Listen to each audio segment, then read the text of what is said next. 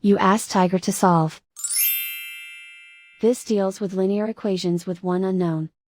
The final result is x equals 9/8. Let's solve it step by step. Simplify the expression. Multiply the fractions. Expand the parentheses. Multiply the coefficients. Simplify the arithmetic. Break up the fraction. Find the greatest common factor of the numerator and denominator.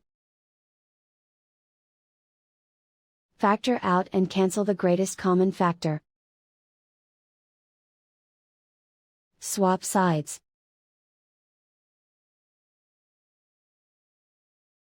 Group all constants on the right side of the equation. Subtract 4 from both sides. Simplify the arithmetic.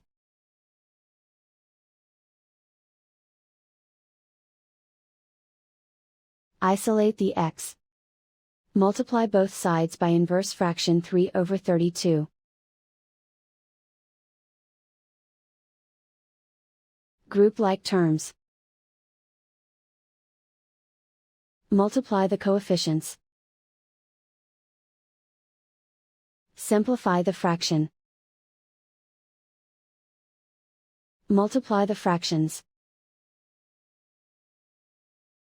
Simplify the arithmetic.